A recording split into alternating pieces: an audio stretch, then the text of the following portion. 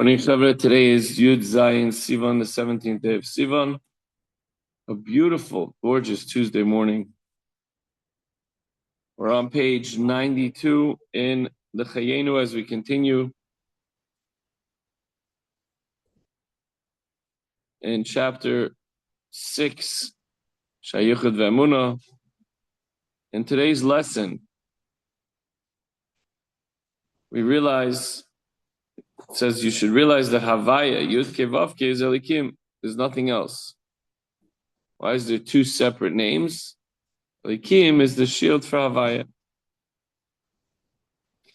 However, having established that these two names of Hashem are responsible, respectively, for creative expression and concealment, Havaya is creative expression, brings things into being, Chesed, and Elikim, Gvura, conceals. It emerges that they are just as united as one as their functions. Behine, Skalulus, Hamidus, Zoi Bazoi, Nira, La'ayin, Dihi, Ihu.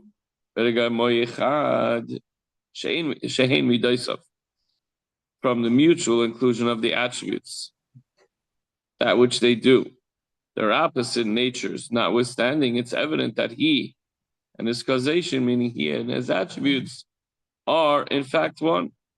For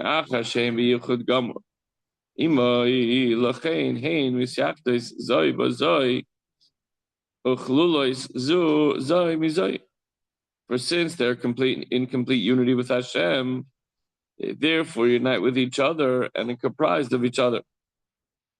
And to the kosher loin, miyachid loin, chulu, barminach leis, yuchoda bi loin. Eliyahu said in the passage beginning Pasach Eliyahu that we say before Shabbos, it says, "You are he who binds them," meaning the spheres and the attributes together and unites them, and apart from you, there's no unity among those attributes above. What does this mean? The Alter is going to explain later on that since the divine name Elikim signifies the attribute of tzimtzum and concealment, it is one with the name of Aya. It follows that the concealment brought about by the name Elikim is not a true concealment. For as we explained yesterday, one cannot conceal himself. Created beings are therefore absolutely nullified in relation to their source. Excuse me.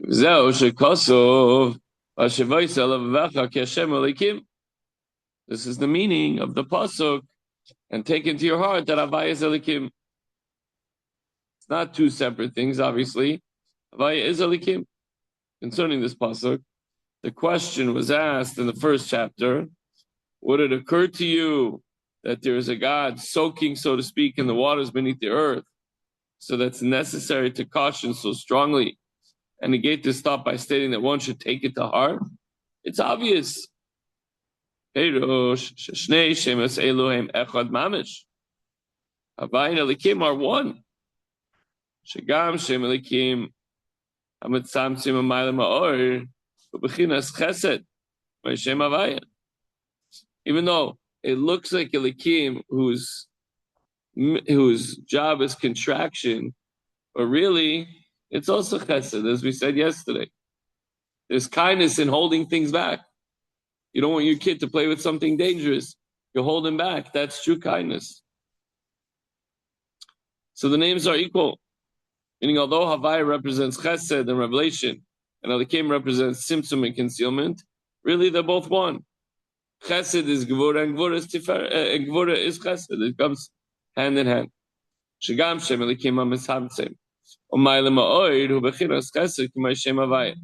Even though the name Elikim conceals and contracts the light of Hashem, really it's a quality of Chesed, just like the name Havaya. As we explained, too much Chesed is actually Gvura. Gvura is actually Chesed. Mishum shemideisav shel HaKadosh Baruch Hu misyachados imay b'yichud gamor. The attributes of Hashem are completely united with Him. Who Ushmai Echad. Hashem and His names are one. Shemidaisav Shmeisav. His attributes are His names. The attributes correspond to His specific names. Beam Cain, and if this is Taka indeed so, once you understand that Elohim and Havaya are one, and that means that there's nothing besides Hashem. We don't see Hashem in this table. We don't see Hashem revealed in this room. So what? So that's our problem. But in reality, everything is only Hashem.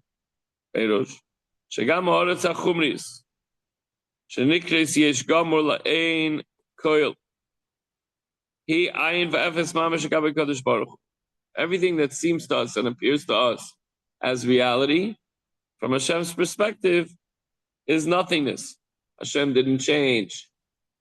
After creation, Hashem is exactly the same the way it was before creation.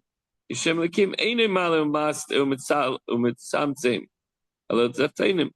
only thing that the name Elikim obscures and contracts is from our perspective, not from Hashem's perspective. Not from this perspective of Hashem. After we recognize that Hashem and His name are one.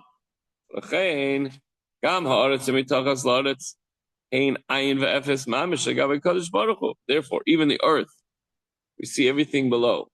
The skies, the trees, the water.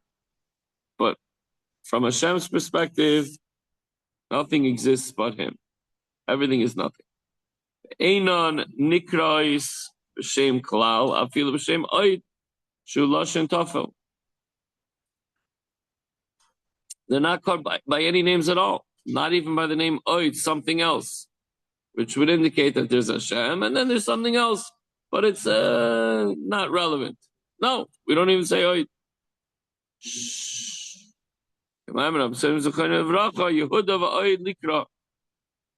Sages said that Yehuda, oid likra, does a verse in the Torah require a secondary oid, substantiation from the customs of the land of Yehuda? So that's just an example. We see that the term oid signifies something else, a secondary status.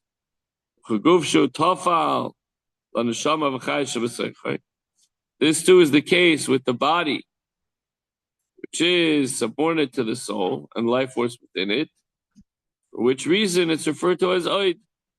There's the neshama, which is the essence of a person, the real person, and then there's oid, there's also the body.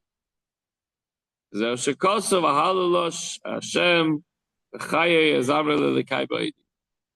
is the meaning of the pasuk. I will praise Havaya with my life, meaning with my soul. I will sing to Elikim, my Lord, ba'oidi, meaning with my body. So we see that the body is termed oid, in as much as it's subservient to the soul. So in the body-soul relationship, there's oid. With Hashem, we would think, okay, there's Hashem, but then there's oid. He created everything else. The reason the term Elikai is used in connection with the body's song is as follows.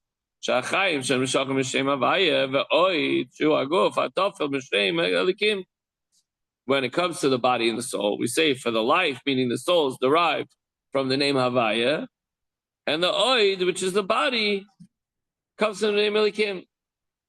That's the chesed and the gvura, the revelation and the tzimtzum, right? The revelation, the soul, it's a part of God, and the contraction, the body, which doesn't see and doesn't recognize Hashem all the time. So we see that the body's nullified in relation to the soul to the extent of oid. It's a secondary thing.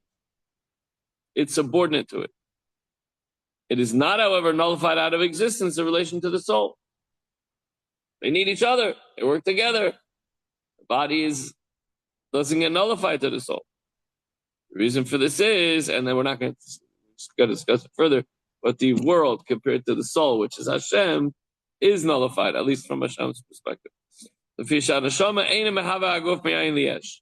soul does not bring into the body something from nothing. It only provides it with life. It comes in after the fact.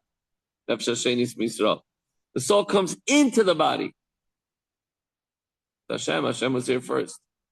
Hashem is here, Hashem is everywhere. Hashem didn't change. It's exactly the way it was before creation. But when it comes to the body is called oid, secondary to the soul, in as much as it's the soul that provides the life. If the body came first, why isn't it called first and the neshama second? Because without the soul, there wouldn't be life. The neshama brought the life into the body. So therefore, the soul is the main thing. Without the soul, it wouldn't be alive. So the soul is called secondary. But it's two separate things that sort of need each other. HaKadosh Baruch Hu, HaMahavas HaKol, B'yayin Liyesh, HaKol Batim Metzias Etzlei, Shemesh B'Shemesh. When it comes to Hashem, He doesn't need the body. He doesn't need the world. He doesn't need anything else. It's Hashem. He brings everything into existence, something from nothing. It's not like the neshama that entered the body.